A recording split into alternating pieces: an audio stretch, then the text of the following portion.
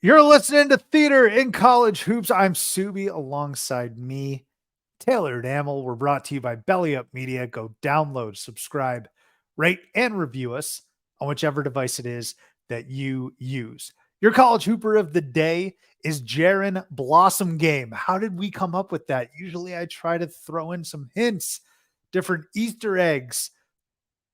I didn't have one. I completely forgot on brainstorming a college hooper of the day. And so just about 30 seconds ago, before we hit record, I asked Taylor, give me a random college hooper. And he went with Jaron Blossom Game. So Taylor, why? Like, what is, I mean, we did a word association essentially. Can you help me better understand how Jaron Blossom Game popped into your head? Let's see. How do we bring this? Is there a 6 degrees of separation here? So, I usually never in my life do I put in college football bets like way early when the lines come out. But I liked so many of the lines that came out yesterday, including the Clemson Florida State line I was looking at. So then Clemson came up, and then I was thinking about Clemson basketball, and for some reason, Blossom Game was the first guy that popped into my mind with Clemson basketball. Who would be? That's another question. Who would be the first person you would think of with Clemson basketball? Trevor Booker. Trevor Booker, yeah. Blossom Game, kind of similar style, similar size to Booker, right? What did you say? Oglesby had Lil John Coliseum going crazy. I mean, we're not talking about like the cream of the crop here, though. So, like, okay. Yeah, I don't know. That's just how I get. Clemson was on the mind just because I was looking at that while I was awake at like 3 a.m. last night, feeding young Dot there. So, you know, doing very mature fatherhood things by betting on sports while I have a bottle in one hand and DraftKings in the other. Well, you're setting her up for financial success. It's just I just had to get inside your mind because it was almost like we did a word association, and it's kind of off of a different branch on the same tree of Slumdog Millionaire when they're like, Jamal, how did you know this answer? Like, what connection do you have to Jaron Blossom Game here? And then you're able to give me your beautiful mind, your thoughts of a beautiful mind. So, yeah, he is your college hooper of the day. I also think of DeAndre Hopkins sometimes. Do you ever think of Rome, the Roman Empire? Do you? Like, apparently that's a thing now too. Yeah.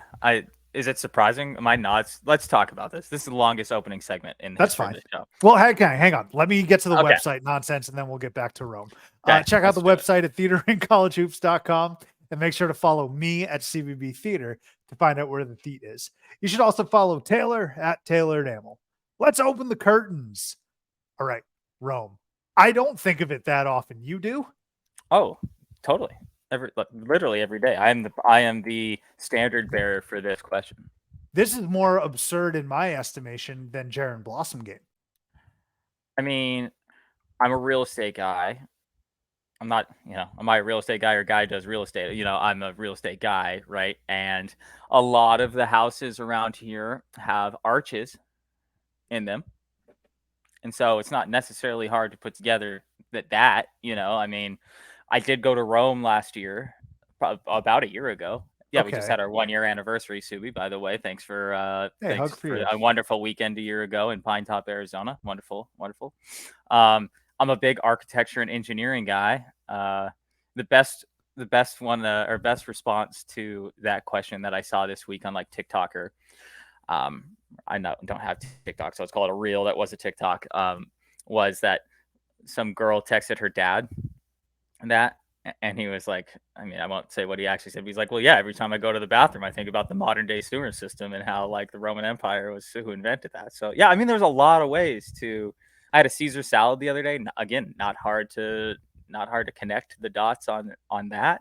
Yeah, but you took the steps to connect the dots after you're having a nice sit on the toilet to the Roman Empire, having a beautiful meal outside potentially with a Caesar salad, and then saying, I wonder what, like, usually I'm just very excited and relieved to pinch one off or fill my stomach. And that's it. That's pretty much where my mind ends up. I got a lot going on up there. So I'm not saying all of it's worthwhile that's going on up there. I'm saying there's a lot going on. I'm not saying it's worth anything, but there is a lot going on. A lot of moving parts up there in the old Damel brain. not for good necessarily, but there's a couple things bouncing around, pinging around in there. So Rachel asked me this randomly. First of all, I'm half asleep or half awake, however you want to look at it, early in the morning. She's getting ready and she's like, "Hey, do you ever think about the Roman Empire?" And I'm thinking this is some sort of lead in to getting me in trouble somehow. Totally. Yeah, no, same exact situation with me and Danielle. But yeah, continue on. No, well, I'm just thinking to myself, like, all right, I don't think I have any bases that I need to cover, but let's proceed carefully here and how I respond to this question. And so I was just doing a quick brainstorm in my head of, have I gotten myself into any compromising positions? No, because we haven't really been doing anything. So then I answered truthfully, which was no, not at all. Why? And then she told me it was a TikTok trend. And then I was like, okay. But then it took me to the second layer of this, which is I'm shocked that this many guys, because I think I have a pretty decent pulse. I feel like I'm an average guy who does average guy things. And apparently the average guy thinks about the Roman Empire. I didn't know that. Shocked me. Yeah, I mean, I don't know. They invented a lot of the things that we do in modern society. So I also am a big, once I turn off Sports Center, which does actually happen contrary to popular belief, I pretty much am rolling through or have rolled through every single like documentary of every single kind on like Netflix and Hulu and Peacock and all that. So those are pretty common documentaries to roll through there. So yeah, I'd say it's I will again defend myself. Not defend. I just know nothing to defend here, but just to say, the architect engineering side of me is probably higher than most in the sense that it is not exactly my profession, but it is certainly a part of my profession.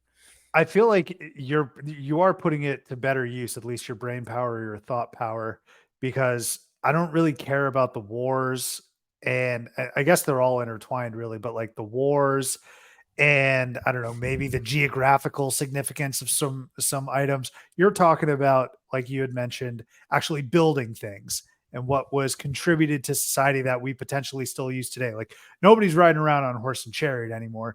Nobody's in the Coliseum, right? Having bare knuckle brawls with swords and tigers, things of that nature. You're thinking of the practical items that are still around today. Well, I'm also a big like stadium nerd. Like I was disappointed in myself that I didn't realize the Patriots put in a whole new $250 million screen and shit like that. So I spent like an hour reading up on that the other day. So again, that goes back to the Coliseum, which is where this all began. Maybe I think about it more than I even Oh, absolutely. Dude, the way that you responded makes me actually think that you think about it far more than the average TikToker's boyfriend. I think you think about it quite often. I don't know if that's a good thing or not. I guess I don't know. Maybe I should focus more on the fatherhood side of things here now, or maybe I should focus more on sports betting because we're running a nonprofit sports bet service over here at this point. It's true. So, hey, speaking of fatherhood, by the way, I just stumbled on this Rothstein tweet. I want to get your feedback on the accuracy, I suppose, because you're both in the same boat, I suppose, in terms of tenure of fatherhood. So his first child came 17 days ago, and he says, I'm 17 days into parenthood, and every second feels like I'm in a bye game against Colgate and down 10 at the under 16 timeout of the second half. This is only the first month. So real quick, it's not that outrageous to me if a team, first of all, why are you scheduling Colgate as a bye game? Colgate's proven to be very good. I would never do that. So it doesn't necessarily shock me that any team would be down 10 against Colgate, no matter the time of year. But that's just me being a college basketball nerd. Taylor, your perspective on that tweet. Yeah, I could see where he's going with this in the sense that, like, okay, you're playing, you don't want to call them an inferior opponent, but someone who's like definitely a smaller school than you. Let's put it that way. And they're definitely giving you all the trouble. Their defense is immaculate compared to what you saw on film. I could see this. I said the other day that it was like having a shorter shot clock. I'd actually like to amend that statement, or maybe make an addition to that and say it's also having fewer possessions. You have fewer possessions and a shorter shot clock, and you got to get the same amount of stuff in you got to score the same amount of points with less possessions and a shorter shot clock. That's my that's my weekly college basketball metaphor for fatherhood. So I will agree.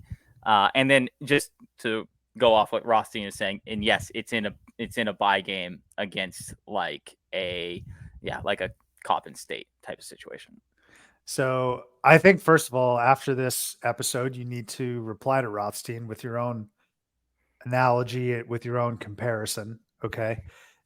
But also, I can't wait to this might be a new segment as the weeks go on. You just continue to add to it. So last week it was strictly shot clock.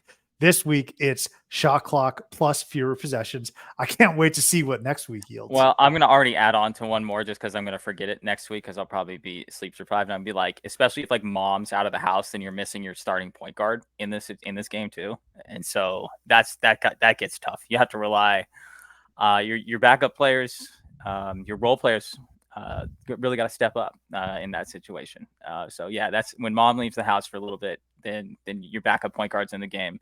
Oof, things can start to get difficult real quick. So that's luckily you can then call in from the transfer portal and get grandma to come over and help though as well. Sisters over there as well. It's almost like Kendall Marshall going down for North Carolina and the Tar Heels. The expectations are still a national title, but it's that much more difficult to do it. So, Taylor, let's dive in now to some storylines, some topics here in the college basketball space. We are going to start in Lawrence. Okay. They've had, by all accounts, an amazing offseason building through the transfer portal. They bring in Hunter Dickinson, who some would argue is the most coveted or was the most coveted transfer in the entire portal. They also brought in Arterio Morris over from Texas, but that was short-lived. Kansas has suspended transfer guard Arterio Morris from the program indefinitely. I don't know when or if he will be back, but let me read out some of the details here, Taylor. And this is a report from Myron Medcalf. The Kansas City Star reported Friday that his suspension comes amid a University of Kansas police investigation of an alleged sexual assault last month at McCarthy Hall, the dorm on campus where the men's basketball team lives. Although Morris is not named in the incident, important to note, per the Star, a source told the newspaper that Morris is the subject of, quote, an allegation. Quote, I can confirm that Arterio Morris has been suspended from the program, Daniel Burke, a Kansas athletics spokesman, told ESPN by phone. That is all we can confirm. Last month, an 18-year-old woman from Missouri went to police and reported an alleged rape in the men's college basketball dorm. Morris, again, has not been arrested, and the DA's office in Lawrence told the Star that Morris's case, quote, has not been presented to our office for charging considerations. There were a few other players from Kansas that were mentioned in the incident report as witnesses, but they were not remotely, source tells, involved in the incident. Last little piece of information that's worth sharing. Morris's suspension comes one day after he entered a plea deal that canceled an October trial that had been set for a misdemeanor assault charge against him. Last summer, he was arrested after an ex-girlfriend accused him of assaulting her following a breakup prior to his freshman season at Texas. So, Taylor, the entire offseason has been really great for Kansas. Shoot, you could even include Christian Brown winning an NBA title. But here, as we start to approach the season, some very bad news for Arterio Morris and also the Kansas basketball program. Let's open it up to your just general thoughts either on the case, what it means for Kansas basketball. We'll go in whatever direction you're thinking. Well, I mean, there's no good thoughts about this. Obviously, I think that goes without saying here. Kansas is the type of program that could easily, and I do say easily, fill the void that this would open up. They have guard depth. As you said, they got Hunter Dickinson. They're always going to have a deep enough team. Don't think this necessarily affects their title hopes, which isn't necessarily the most important thing in this situation. I've always thought, I'm going to take this a very different direction than you probably were thinking I was going to go. I've always thought the very specific athletic dorms, especially for one team, is a very unique situation on campus. Because, and I don't know what happened. Nobody knows what has happened in this situation. but you're essentially, if I remember, because when Kansas built this dorm, it was kind of like one of the first, I think, of its kind, where they essentially just built housing specifically for one program. And it's I think it opens up more of these bad situations because essentially you don't have a lot of neutral parties as witnesses when bad events happen. I would think, and I'm not sure if that's a good thing, especially with how the NIL has affected players, especially at like a Kansas, separating them from the rest of the regular students. But you essentially put these now rich, not rich, but well compensated athletes in their own separate dorm. There's almost nothing, you keep separating them from the student being the student athlete, right? And so then you get in these type of situations where it's almost like, okay, there's only, if I remember the specific dorm, there's no more than I think 20 rooms in this dorm. I would have to go back and look. I know that there are some that are that small where it's like essentially like a really big apartment building or a really small apartment building. And so you probably get this. It's certainly not. What dorm did you live in at U of A? Gila, baby. Gila, awful dorm. It is. It's certainly not those situations where you have like a normal RA, a normal neighbor. Like if some stuff's going down in another apartment, that it would be reported pretty easily. I don't know if that has anything to do with this case. It's just it's something that was brought up, and you brought it up in that article where it's kind of a unique situation where I think there's more bad stuff that could happen than necessarily good. It's all supposed to be team bonding, blah, blah, blah, all that type of stuff. But at the same time, if you got 15 people that are all going to potentially maybe cover for each other in bad situations, you would like to think that's not the case, but it oftentimes probably is. I would think maybe campuses start to think if this is the real way to go for the student housing situation. So that's definitely not, I don't think, where you thought I was going to go with this, but it was something that kind of popped into my mind when reading it. It's an interesting perspective and one that I'm glad you brought up. And it's almost like this roundabout way of coming to the to the conclusion or the start of why these big time athletes have separate dorms. And I feel like the main inspiration or the main driver is so that they can avoid scenarios like this. Usually, if you're planning this out, you're saying to yourself, if my athletes and these high profile people are going to be next to like me or you, who are not high profile at all, just regular students, you would think that the chances for something untoward or bad to happen skyrockets. I think Paolo Banchero, because I don't know if does Duke do basketball dorms? I'd assume that they do, but I'm not sure. Like Paolo Banchero was on a podcast, and I guess his room number got out at Duke, and he had people literally lining up, knocking on his door, waiting for autographs. And this is just a college kid trying to get through a couple semesters at Duke. So you just try and avoid those situations as a leader for your players. But yet here we are. And I want to shift focus because a lot of what's happening in the legal case is pretty, well, first of all, it's very bleak, but also it's a little unclear. So I don't even know if we have any information to really make a judgment call or decision here. It was certainly enough for Bill Self and the Kansas Jayhawks to suspend Morris. And I think that kind of speaks to your point about it not impacting. You know, you'd like to think that these coaches take morality more seriously than winning, but we've seen time and time again, and I'm not necessarily saying Bill Self, but coaches across the board, across the sports, if you can help me and contribute to a national title winner, you're going to stick around unless it's something remarkably egregious. And I'm not here to define what exactly that is. But I do want to push back, Taylor, and this has nothing to do with the decision. I actually do think this impacts Kansas and their national title hopes. They're going to be a very good team. I'm fine with keeping them number one entering the season. But in terms of cutting down the nets, number one, this is the one sport that's truly impossible to forecast come March. No one would have thought FAU, Miami, UConn, even no matter no one would have thought those teams were going to be in the Final Four. But actually, no one would have thought UNC would be terrible this past year. No one would have thought Kansas probably would have lost to Arkansas in round two. But I digress. The point that I'm making is that you need every single shred, every single fiber, every single player to cut down those nets, in my estimation. I thought this Morris pickup was huge because everyone's so focused on Hunter Dickinson, and he's going to be gargantuan. But Arterio Morris was a 5-star recruit. He showed a few flashes at Texas, who had their own incredible run.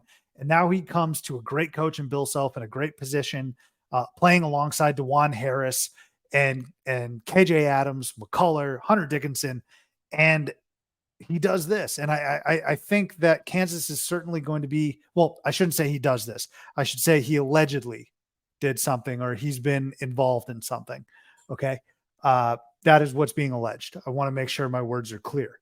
But I do think this impacts Kansas on the court hugely in terms of cutting down the nets.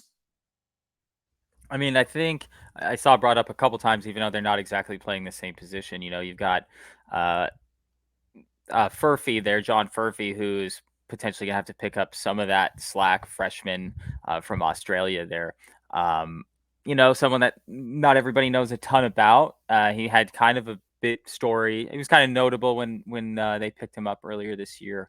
But a guy like that is probably going to have to step up and play a few more minutes than maybe anticipated. And that's just, I guess, where the unknown is going to be, is the guys like that, international guys, can they fill in that role? I mean, they got so many guards on this team, though, that I mean, I know again that like you're saying that is going to impact, and I'm sure it is. But if you look at their guards, like they probably have 4 or 5 guards that could start on like high major college basketball teams. So I think the big thing I want to make clear is that I think Arterio Morris was going to help them with regards to scoring from the guard position. Like DeJuan Harris doesn't score. I actually think that's a huge knock that people give him that I'm personally fine with. I think DeJuan Harris impacts the game so well in other facets for a point guard that I don't really care that he only scores like 2 to 4 points on maybe 4 field goal attempts.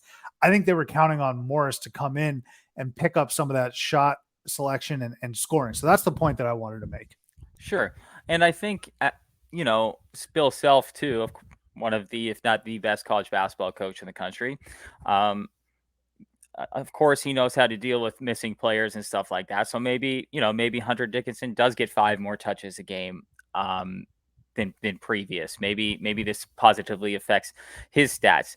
Fortunately, again, not to beat this dead horse, right? But they do have enough depth at all of these positions where they can kind of refinagle their roster makeup or their lineup makeup, let's call it, on a game by game or even possession by possession basis, just in saying, okay, so we're down a score, but we do have maybe the national player of the year down low. Let's work the ball inside a little more. So I think they're going to be just fine.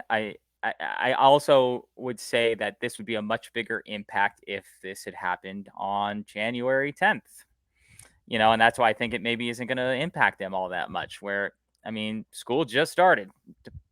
First Kansas probably 2 or 3 weeks ago is all. So I mean, they're only in the open gym, let's call it, portion of the program.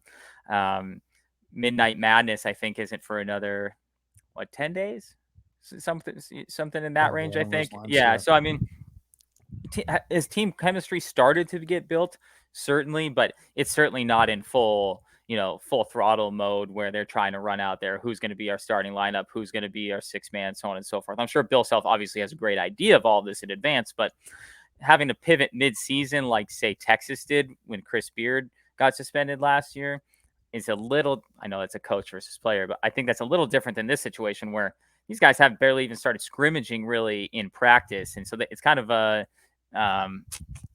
you can't miss something you never had almost type of deal. And I don't know, maybe I'm not giving Arterio there enough credit for how good he is. I'm just saying that I think if this is going to happen from the college basketball perspective, not from the personal side of it, if this is going to happen, we're still 2 months essentially away, a month and a half away from the college basketball season even starting. It's not like they don't have time to make up for it. Again, if it happened at a different school, you'd be like, well, that's going to be a big time situation where they're going to be super hurt. It's like, well, you got Bill Self, you got maybe the best college basketball program in the country, and you've got one of the deepest teams in the country. I think they're going to be just fine. Yeah, I do think that's a fair point. And again, I have to reiterate that nobody knows diddly squat in terms of forecasting or predicting. All you can do is just go based off of what you see on paper. And I do think Arterio Morris was slated to start or at least get some monster minutes for Kansas. And now it doesn't seem like he's going to be with the team whatsoever. And I do think that that's something that is a luxury. I feel like Kansas may lose a couple games where you say to yourself, well, if they had Morris, they probably pull those out. And so you're right. They have plenty of time to set their lineups, identify who they are as a team. And if there's, look, Bill Self could win with us. I'm convinced of that. But I think that everything was just rolling for Kansas, that this is kind of an annoying little hiccup that is going to maybe stay with them throughout the entire season. Who knows how many questions they're going to be fielding about this as more details come out and as the investigation proceeds. I feel like we do see that quite often. You bring up the Chris Beard situation. I think the poor Texas players are fielding questions about a grown man, right?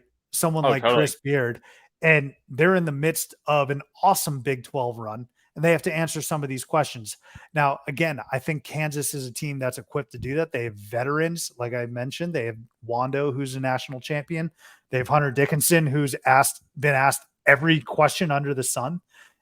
They have McCullough, KJ Adams, but this is just kind of a nuisance for the Kansas basketball program, I feel like. And that's not to minimize what has actually happened or what's being purported to have happened, but it's just everything was just going so smoothly. It felt like for Kansas.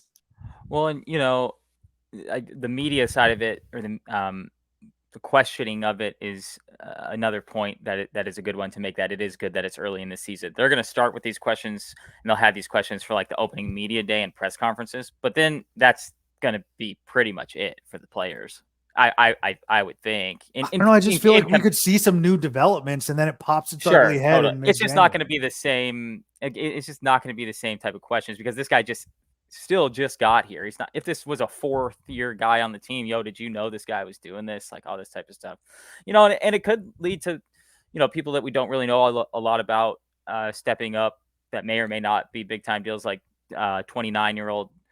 Nicholas, don't call me Justin Timberlake, entering, I think, his 6th year now. He's like, baby, that's my boy. Yeah, it's 38% 3-point shooter. Let me just say this, Sub. They do certainly have enough time to get in sync. Oh, sorry. You're like Iron Eagle. I'm sorry. You're like Iron Eagle there. Finds a blank space for the touchdown. Yeah. Oh, that's clever. Now look, I mean, there's no better way to move on from that subject. I like that. Well done, Taylor. But yeah, Kansas suspending Arterio Morris indefinitely will continue for those developments. You thought my sleep depravity was going to affect what's going on? I got Roman architectural knowledge bouncing around up here. Man. I got NSYNC up there. Come on. Aren't they back together? Like, did they do something? I saw on Instagram all of them in an elevator. What's happening there? There was another reel today. Boy, this sucks that I'm bringing up 2 reels in back-to-back segments here. Like I'm a 13-year-old living on social media. They did have something today about how they all know something. They like mimed the Friends when Monica and Chandler were like hiding their relationship. Do you know something? Do I know something? Do you know something? You know something that I can't tell you, whatever that line is. So that was all of them. They were like miming that today. So yeah, they're definitely brewing something up there. All right. Stay tuned, of course. Hey, Taylor, can we talk a little bit about what's going on in Hanover, New Hampshire? Dartmouth. Have you heard about this? Have you seen this? Dartmouth men's basketball players have filed a petition seeking to unionize. This is very, very interesting. A petition filed with the National Labor Relations Board on Wednesday by the Service Employees International Union, last Wednesday, I should say, identified 15 players from the Ivy League school as seeking representation. The SEIU, again, Service Employees International Union, was listed as the petitioner, with Dartmouth College and its board of trustees identified as the employer. Dartmouth spokesperson Jana Barnello provided a statement to the Associated Press confirming the petition had been filed seeking to represent the players and declaring it was under review. The petition has been assigned to the NLRB's Boston region, according to the filing's online testing. We have the utmost respect for our students and for unions generally, the statement said. Quote, we are carefully considering this petition with the aim of responding promptly, yet thoughtfully in accordance with Dartmouth's educational mission and priorities. Now, Taylor Northwestern University's football team, they made a bid to form the first union for college athletes. This was back in 2014. It was a move that was met with almost immediate opposition by college conferences and schools that argued it would fundamentally alter a system in which hundreds of millions of dollars are distributed annually to conferences and schools. The move ultimately ended in August 2015, so that was kind of like a full year, with the NLRB board ruling unanimously that creating a new system of union and non-union college teams would lead to different standards from school to school. It said a system with varied money for players and things like practice time would create competitive imbalance. So Taylor, we got Dartmouth trying to resurrect this unionization, which we originally saw from the Northwestern football team about 9 years ago, approaching 10. Thoughts on this very interesting development? This is like the perfect school and state for this to be happening to, and I'll just leave it at that. Everyone can make their own conclusions to my opinion about why I said that. But I think it's dumb, if I'm being completely honest. Yeah. Nobody cares about Dartmouth basketball.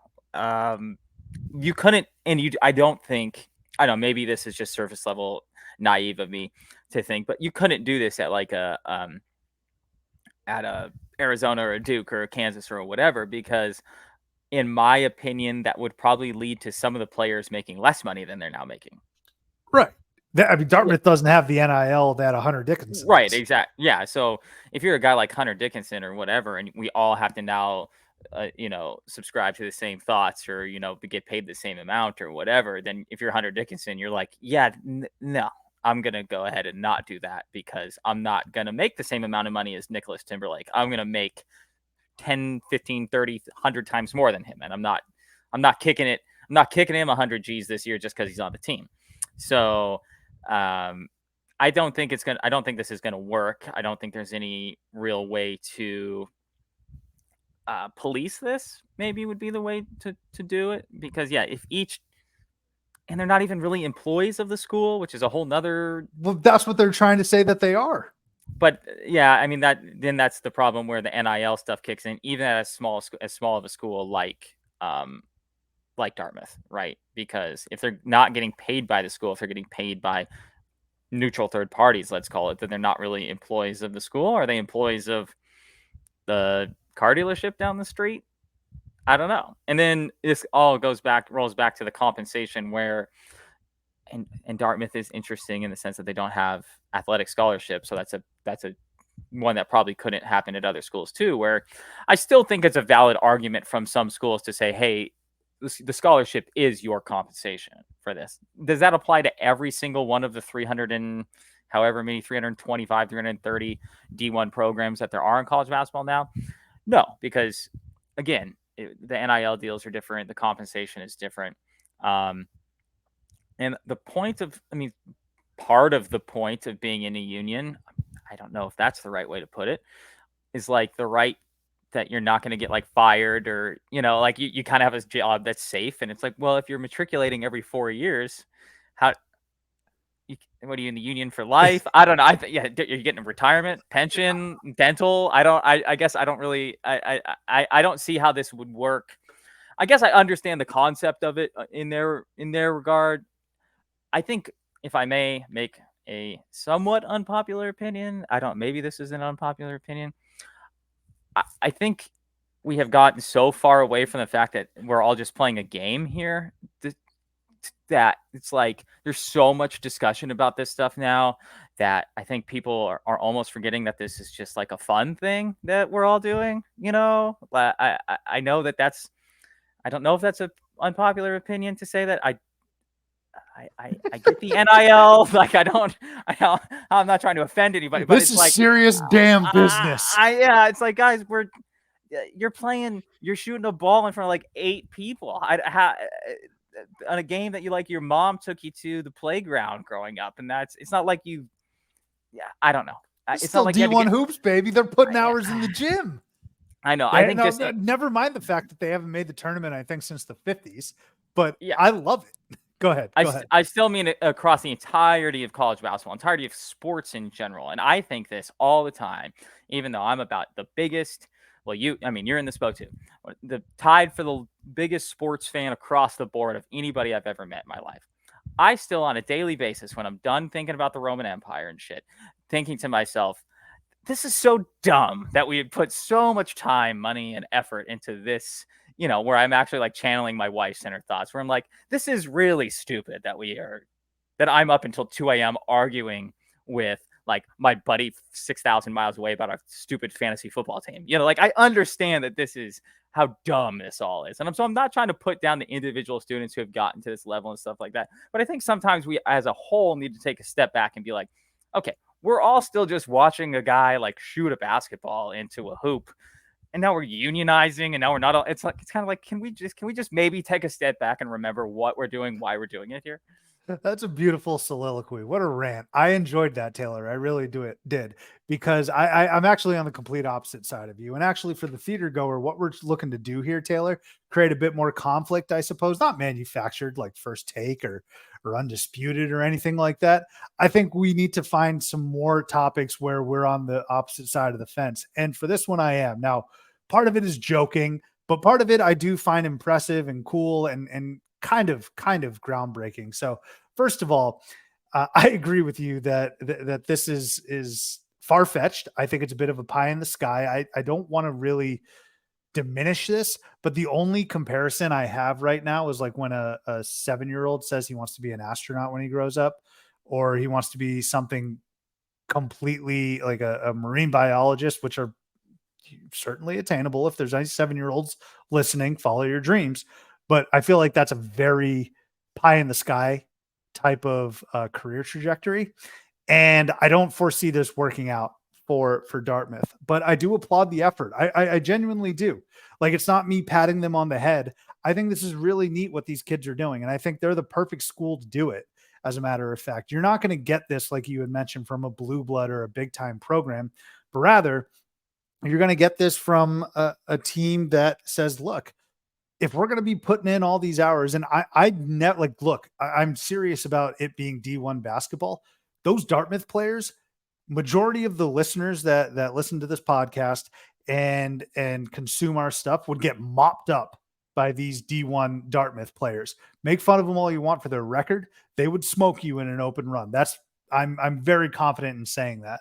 So I want them, and I think it's interesting, right? They want to become employees of the school. They want to potentially negotiate salary. Who knows? But I think this was an interesting quote, right? Michael McCann, director of Sports and Entertainment Law Institute at UNH, he wrote, "There's a good substantive legal argument. Many, though not all, college athletes are employees. Dartmouth is probably not the ideal private school men's team to try this, given that they are not a major program in our Ivy League, where there are no athletic scholarships." You hit that, Taylor. Well done. But Dartmouth student workers and dining services are already in a union. So from that lens, it is a good school. So I would only say this to the Dartmouth players. You may have to be careful what you wish for. The reason I bring that up is because we've always we've been towing and getting closer and closer to the line of legally being an employee of the school. And we've seen so many times players, they want their NIL and they push for it, and that's great. I'm in full support of that. But you see people saying, look, if you're getting paid like an employee, you might as well be one. Now, legally, you are not. But if you cross this threshold, Dartmouth, you are then legally an employee of the school. And that comes with a lot of different things that you can't necessarily avoid if you're just a student athlete. Just last week, there's a report that came out about Lane Kiffin basically berating a player who's going through mental illness. And in some of the quotes from Lane, He said, you know what happens in the real world? You know what happens with your employer. All right. And a lot of people were kind of up in arms and shocked, obviously, with the rhetoric from Lane. But I think it was Bomani Jones who pointed out Lane is treating his players at every step of the way, at every place that he's coached, like an employee employer relationship, like a boss subordinate relationship. And Bomani's saying that's like that. I'm telling you, Dartmouth, like if you cross into this threshold, then you will be legitimate employees of Dartmouth, and that might come with some extra baggage. Now, again, it is Dartmouth College. It's not Ole Miss football, but just be a little careful. And then to your point about the 4 years, what I find admirable is that the inspiration or the driving force for these guys is to make it a better place for people coming in. I genuinely think that's their vision because you, like you said it, you got 4 years at Dartmouth and then you're off. So you're not going to be able to enjoy the fruits of whatever labor that is. And especially the guys right now laying the groundwork, right, Taylor? We mentioned with Northwestern, they started that initiative in 14 and then it ended. I think a conclusion came in 15. This article quoted that this is going to be a long process. So if you're a junior or a senior at Dartmouth, you're probably not going to be a part of this union that you're fighting so hard for. So I do find it admirable that the players are trying to lay the groundwork for future generations. And just from a college basketball perspective, from a perspective of this has zero impact on me whatsoever, it has zero impact on my viewing ability, my enjoyment of the game. I think it's neat. It's like a disruptor sort of thing. So look, I think it's cool. I'm applauding these young men. I would just be careful what you wish for. And I don't think it's actually going to come to fruition. Sub, do you like math? Not really. No, I don't. Why? Well, let me tell you why the Dartmouth food employees have a union and why the basketball one wouldn't work, right? The basketball program brought in about $900,000 in revenue last year. Okay. Which far underperforms what their costs are, right? The Dartmouth food dining hall operates on about a $15 million per year revenue situation. So when you get asked, like, why do you have a job? Why does your company employ you, Sue? And that's to provide value to your company, right?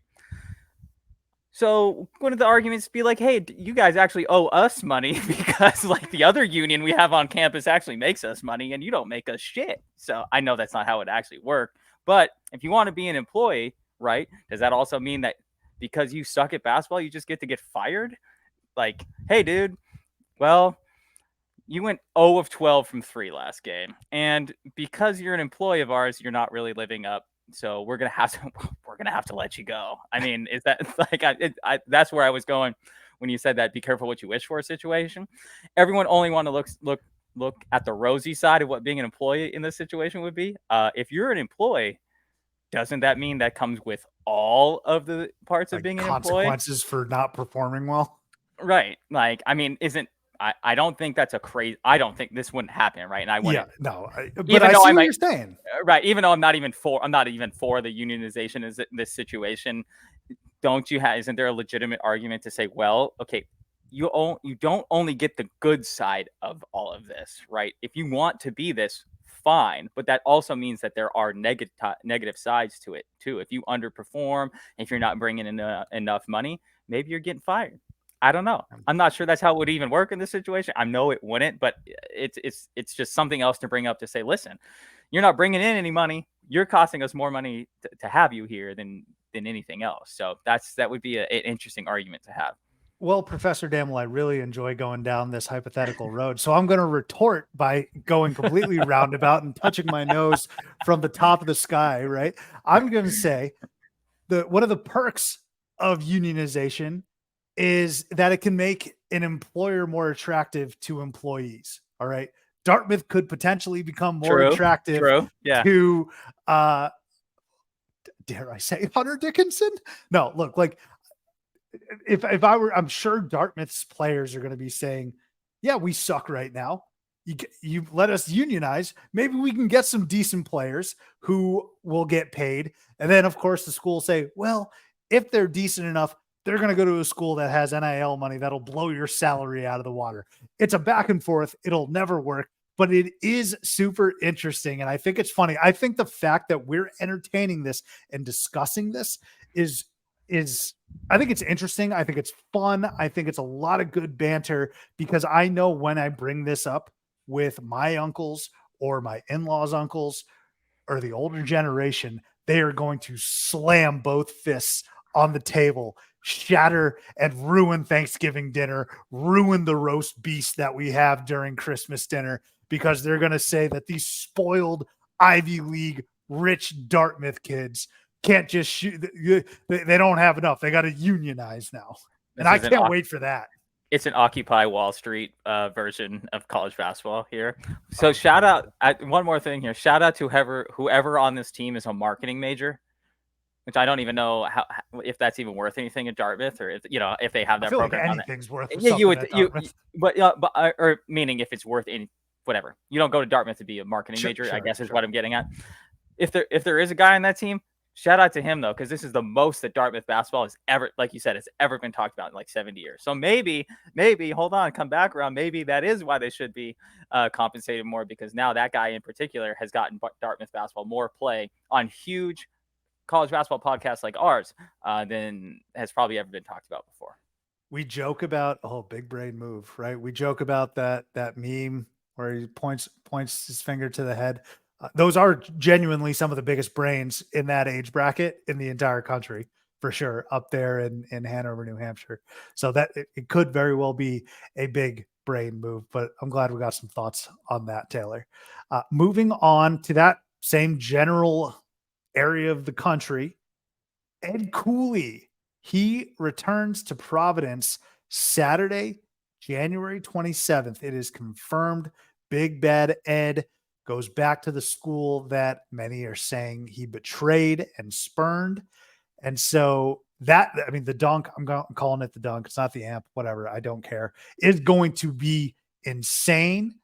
The Providence faithful, who are hyenas sober, are going to be absolute wildebeests, drunk and loaded. And so I cannot wait for this game. I have it circled. I'm very much going to be tuned in. Taylor, your thoughts, your initial thoughts. I mean, we knew this was obviously going to happen when he went to Georgetown. We knew at some point he'd have to return to Providence. We get it on a Saturday, though, the 27th. No distractions for either team. Deep into college basketball season. Yeah, deep into college basketball season. College football's over. NFL won't be happening that day. It'll happen the next day. Will be the conference championships, actually, I believe. The other thing it brought up to me, though, is how many of Providence's former coaches are coming back to Providence in 1 year. Pitino will be there. Hurley will be there this year, which, I mean, these things will, just like Cooley, will happen and have happened, whatever. But the fact that there's that many kind of now coming back all in the same year is a pretty notable. Well, Danny Hurley was Rhode Island. I feel like Rhodey. Oh yeah, excuse me. PC people will be very upset about that. Yeah, you're right. Sorry. People that have some history with the area, whatever. Patino is really where the one I was going with that. But no, it'll be a scene. It will be the definition of the name of this program, and that is theater.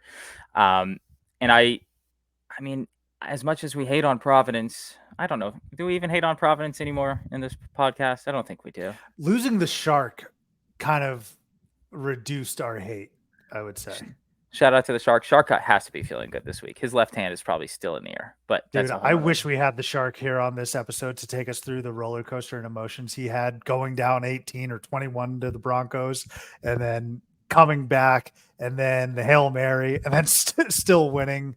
But yes, I wish he was on the program to just talk about that. The Snapchat that we all got was maybe a top 5 Snapchat I've ever gotten. I think, actually, let me dive off into a second here.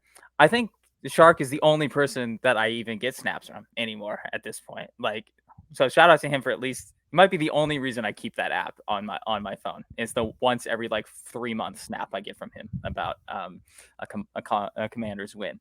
So anyway, no, it's going to be great with Cooley coming back.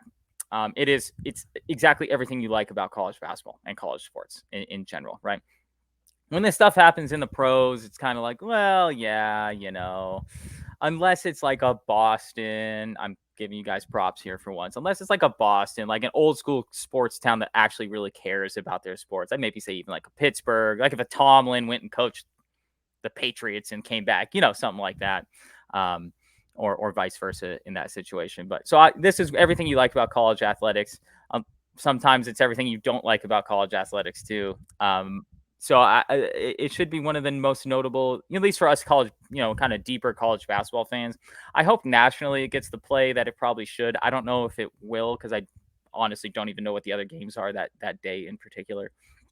But it really will be a notable experience, and Providence fans will be, that's one where if ESPN was good at what they do, that would be a great college game day site, even though that's not going to happen, just because of like the vitriol and the I can just imagine the scenes at like 4 a.m. in front of the amp there, just people probably with singular fingers up yelling something about Ed Cooley for 12 to 18 straight hours. Yeah, I'm excited for this game. It's going to be amazing. I'm actually picturing this, Taylor. I'm picturing the primetime game on Fox or FS1. We got Rob Stone in the studio or Mike Hill in the studio. Of course, it won't be ESPN. Yeah, sorry. No, but I mean, game day could still absolutely go there, and they should go there. But I'm picturing Gus on the call, or maybe like Tim Brando on the call with Donnie Marshall, and it's just an electric atmosphere. But the only thing that I'm worried about is that this gets taken slightly too far. And we've seen this recently with the Colorado State football game. That game was awesome. It had everything: anger, vitriol, crazy plays, penalties. We saw it all. A cheap shot, which we didn't want to see, but and Travis Hunter's hurt, and that really sucks. But it got taken to a new level where people are sending death threats to Henry Blackburn's family and himself. And I hate when we're all having a good time, enjoying real hatred, real disdain for each other. And then we all have to pull back and be like, why did you ruin it? Why did you send a death threat? Now we have to be serious and rein it back. So I want, and I am here for the anger and the animosity from Providence fans towards Ed Cooley, but I want it to just be kept at that. Nothing like racist, nothing regarding death threats, nothing that crosses the line is what I'm hoping for. Of course, there will be something to be said because I have zero faith in humanity, but I'm expecting something along the lines of what we saw when Chris Beard returned to Lubbock. I'm talking like full police presence. Would you say, Chuck, they got a police presence? It's one of my favorite clips ever. Chris Paul's trying to beat me up. Dude, that's what I feel like they should have brought that up. This is what police presence are here for. All right. Not rockets, clippers. Shaq, they said a police presence. Oh, God, that's so good. I might watch that after this episode, but man, I'm fired up for this. I'm fired up for it. I will say, I'm going to say that there's not going to be death threats in this situation, because that seemingly is, I'm sure people can prove to me wrong 100 times what I'm about to say, but that's usually more of a football situation. There's a different set of people who watch football, especially college football, than college basketball. I'm not saying they're both not equally mentally deficient in the head. Like, like ourselves. I'm looking in the mirror when I say that. I'm not calling other people out, just kind of, we're a little off that we commit this much time to college basketball. But those people usually aren't as violent as, say, maybe a Texas football crowd or a Georgia football crowd, or even, I guess, a Colorado football crowd. I'm also not, how do I say this in the right way? Death threats are not okay. That's not okay. Pretty much everything else that was said about Blackburn was probably almost within like an okay, like, because that was not good.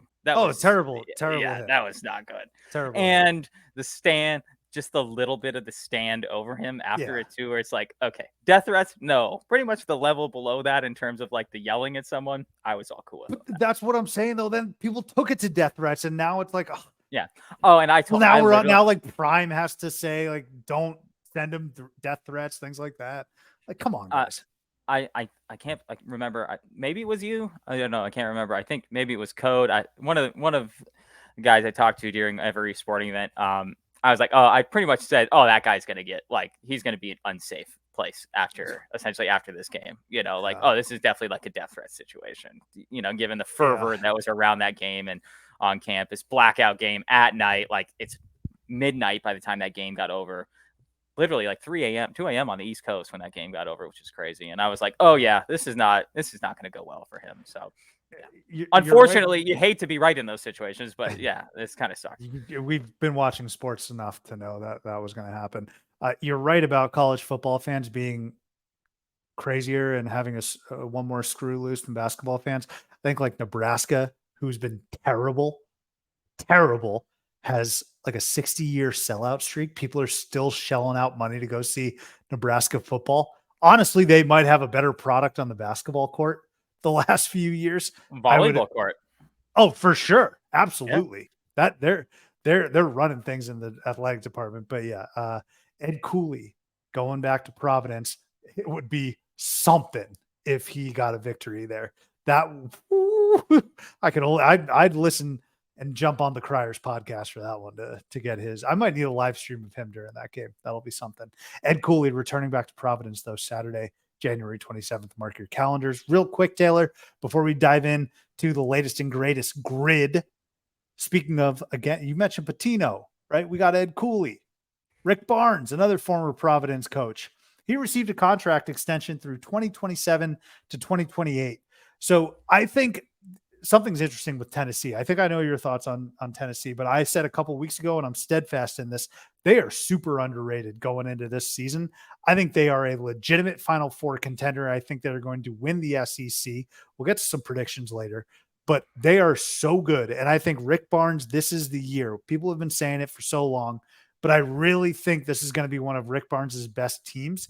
And what's so interesting and fascinating about Tennessee is that people acknowledge that they're good, but I think people have said their window's closed. Admiral Schofield, Grant Williams, that was their window, and it's closed. No. Not so fast, my friend. Don't forget Zagai Siegler was out. Don't forget that they beat a trendy Duke team relatively handily. Okay, so Rick Barnes, well-deserved, one of the best coaches in the game, one of the best coaches the game has seen, receives a contract extension. Please do not sleep on the Vols this year just because of what has happened in the last few years and what preconceived notions you have about Rick Barnes.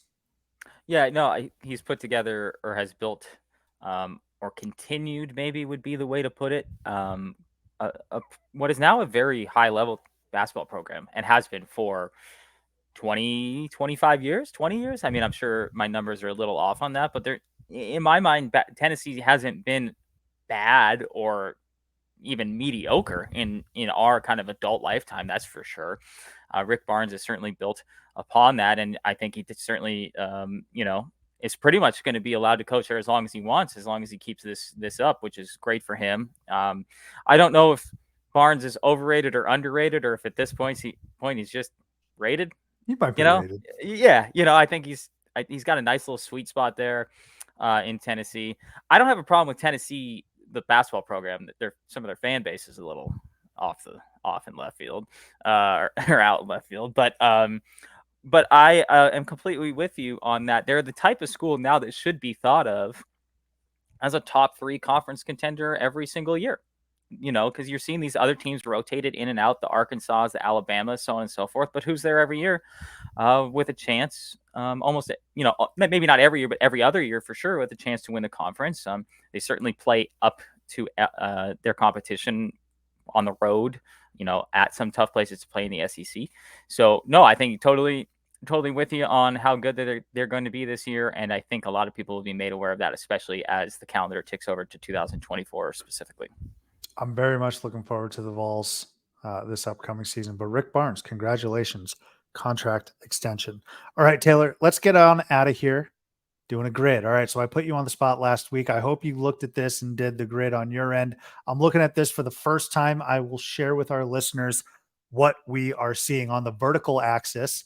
We got Kentucky, Kansas, and Duke. Shocking. I mean, I understand that this is for like some more casual fans, but there's other programs out there. But all right, we got Kentucky, Kansas, and Duke on the vertical axis, and on the horizontal axis, we got national champion, lottery pick in the NBA draft, and 2,000 plus career points NCAA. All right, Taylor. So I'm going to dive in here. National champion for Kentucky. I'm going to say Jared Polson. All right. So I did not look at this beforehand, just FYI. Yeah, this is the first time I'm seeing this as well. So are you good with me diving in on this then? Yes, totally. This is a great new segment you've come up with as well. I mean, as long as there he was. I think it's just POL, isn't it? POLSON, right? There he is. Yeah. There's my guy. Jared Polson, 0.5, baby. There All right, Kentucky lottery pick. At this point, it's just rarity, I suppose. But you know what? I'm going to go Sam Bowie. I'm hoping people forgot about Sam Bowie. You think Michael Kidd-Gilchrist will be? I'm serious. I mean, what do you think's rarer, Taylor? Michael Kidd-Gilchrist or Sam Bowie? Sam Bowie, because this is most people doing this are under the age of 30 or 35 and under, I would say. All right, we're going Bowie. 1.5. Thank you. 2,000 plus career points. This is going to be the toughest one of the. It is. The three, by far. You think Rex Chapman has 2,000 plus career points? I mean, you're going to have to go pretty far back because it's going to have to be Ron Mercer, player. Nazi Muhammad, maybe. No, he probably didn't score that. He probably didn't score that many points. Twan. I mean, that 95 through 99 era when Patino was there. Was Jody Meeks there for all the years? Ooh. Yeah, that's probably a good one. I'm going to say Jody Meeks. That's probably a good one. Come on, Jody. Oh, damn. We'll come back to that. All right. Kansas national champion. Who's on that Kansas national championship team? So could go with your boy Mario Chalmers. I'm trying to think of anyone. Oh, was Sasha Khan on that team? I think he was. And in that range. I'm going to go Sasha Khan. Yeah. Oh, he's got a picture. 1% is actually even surprising that 1% of people thought of that. Like Jared Polson at 0.5%, that's pretty good. I'm surprised 1% of people thought of Sasha Khan. Lottery pick. I'm thinking T-Rob. Oh, you know who would have been a good one for Kentucky, now that I think about it, is Daniel Orton. Daniel Orton would have been a good one. 2,000. Oh, for lottery pick? Wasn't he a lottery pick, or was he just a first-round pick? I think he was a first-round pick. I think he was late by the Magic. Which was absurd that he even Was Dakari Johnson? No, this is fun. This is what dudes are doing. All right, we talk about random players. Daniel Orton was the 29th pick, so yeah, I'd have gotten that wrong. Okay. I know he was one of the more random, just first-round draft picks in general. But yes, continue on here. Was Rafe LaFrance a lotto pick? I'm going to say Rafe LaFrance. Nice. 2.3. 2.3% of people got Rafe LaFrance. There's no way. There's no way. 2,000 plus career points. I mean, should we just go Wilt? Or Pierce?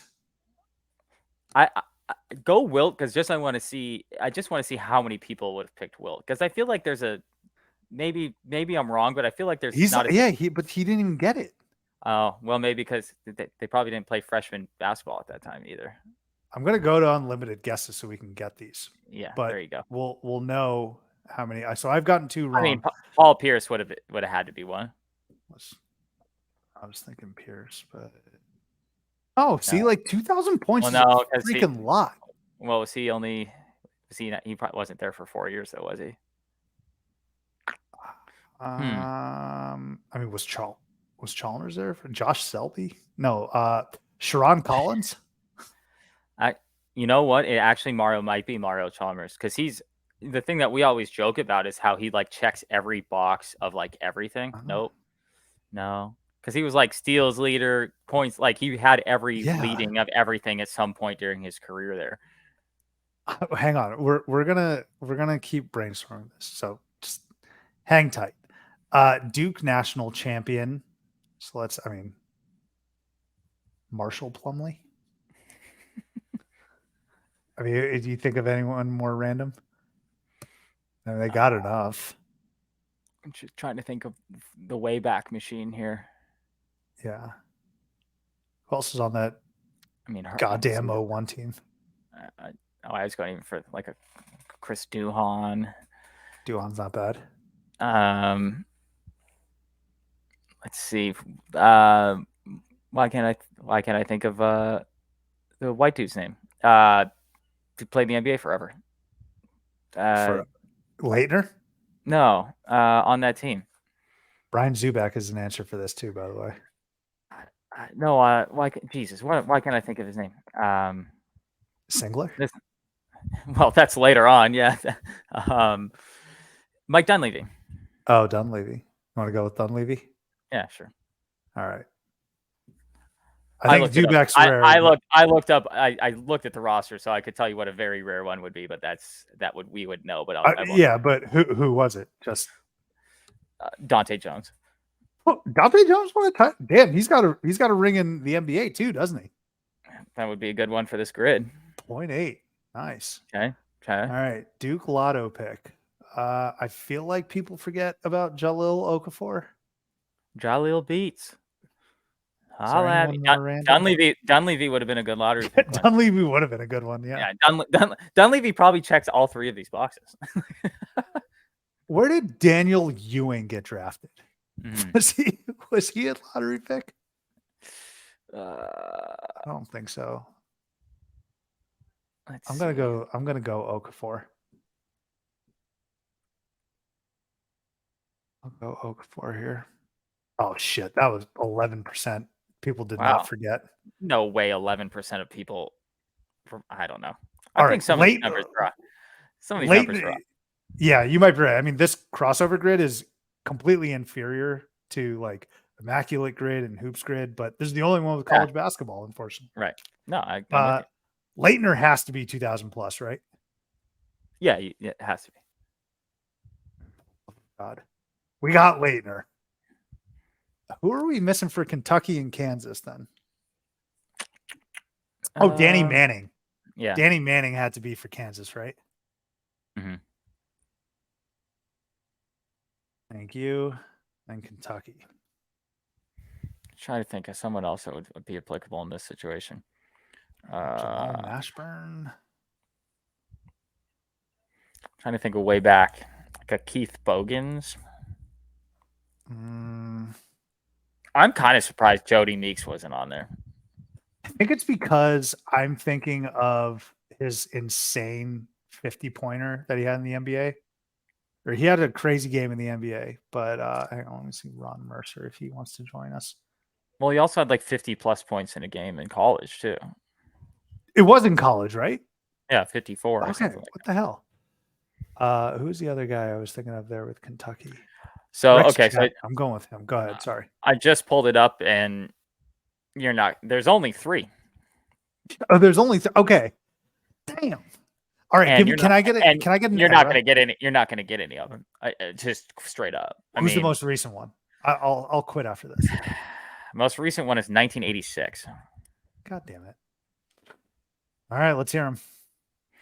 Dan Issel, Kenny Walker, and Jack Givens are the only 3 2,000-point scorers in Kentucky basketball history. And honestly, you could have given me 1,000 guesses, and I wouldn't have gotten that. Dan Issel, man, get out of here. That's tough. That's crazy, though. Well, so, I mean, is it crazy though without all the one and dones? It probably shouldn't be. Well, but one and done's only like a 15-year thing, and Kentucky's arguably the best basketball program. Our manifesto had them as the number 1 basketball program, correct? So, I mean, yeah, surprising that. But maybe that's the other thing is they've always been so good that there's not a guy that just sticks out. Like Jody Meeks is a rarity at Kentucky. Someone who was taking that many shots per game, because usually they've been so good, that they have 5, at least 3 guys on each team that could score the basketball. So maybe that's a reason why there was just too many mouths to feed, so to speak. Yeah. All right. So just a quick recap of what the most popular ones are. Kentucky national champion Anthony Davis, Kentucky lottery pick John Wall, and pretty much you have a 33% chance of getting it. Kentucky 2,000 plus career points, Dan Issel. I'm content with who we went with. And then Kansas, hey, there's your boy Mario. People know him. Lottery pick, they go Joel for Kansas, and then 2,000 plus career points. Danny Manning probably should have gotten that. Duke title winner Christian Leitner, lottery pick Zion, and Leitner also for 2,000 plus points. So there's also only 3 2,000-point scores in Kansas basketball history too, which is kind of surprising as well. Hey, good for us for getting Danny Manning. I'm curious to know the other. Danny Manning literally has like 900 more points than the next guy, who was. Do we know them though? Oh yeah. So Rafe LaFrance is number 3. Number 2. Number 2 Don't is. Tell me. Can I get a hint? You know, he's a guy that was in college forever and somehow was in the pros forever too. In our very recent college and NBA fanhood. Perry Ellis? No. How did he not score 2,000 points? He scored 1,800 points. Keith Langford actually up there, 1,800 points. Frank Mason, surprisingly large amount of points. He's 6th all time. Frank Mason is. Wait, was it Kirk Heinrich? No, Kirk Heinrich's not even in the top 10. Who was it? It's a guy that just retired from the NBA in 2018. Oklahoma City Thunder legend. Nick Collison. Yeah. Somehow that tracks. Somehow, how did Nick Collison scratch up like a 15-year NBA career? By the way, dude, that is the epitome of know your role, do it well, be a good locker room guy. 6-5-1 are his career stats in the NBA. 6-5-1. If you looked at everyone, like if you looked at Russell Westbrook and Kevin Durant's interactions, even James Harden's, right?